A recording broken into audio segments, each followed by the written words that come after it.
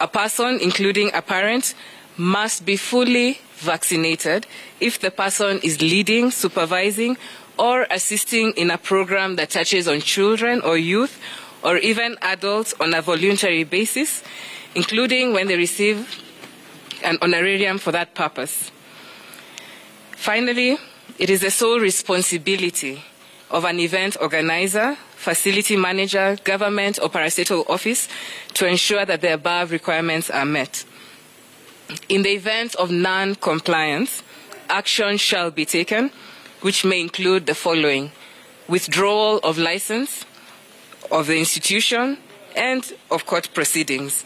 Each establishment or facility shall be required to nominate or designate a person responsible for verifying vaccination certificates at all facility access points. Any person who has received his or her vaccination can access it through the Chanjo system, through the portal at health.go.ke. You can create and sign up create an account, and you'll be able to then download your certificate from that portal. The vaccination certificates can be presented in hard copy or in digital format through any smart device. Each vaccination certificate must have a QR code, which then will be used to verify the details of the individual, the vaccine, the place, and the time the vaccine was administered. All persons are tasked with verification of COVID-19 vaccine certificates can download QR code scanners, and these can be used for the verification process.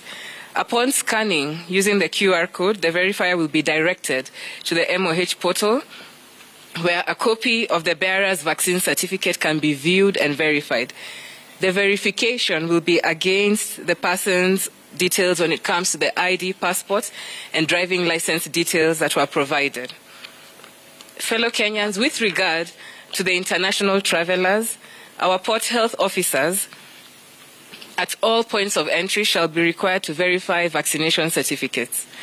On the other hand, all travelers must provide, and this is important, we've received many questions on this, 1, proof of a negative COVID-19 PCR test, valid 72 hours from the time of sample collection to the time of arrival within the country. Children below the age of 5 are exempted from PCR-based tests. Proof of vaccination will also be expected against COVID-19 with a WHO-approved vaccine. Children below 18 years of age are exempted from COVID-19 vaccination certificate presentation. We also require travelers to show us proof of submission of their daily health status into the Jitenge platform via *299#. And then, of course, travel documentation will be required as you come into the country.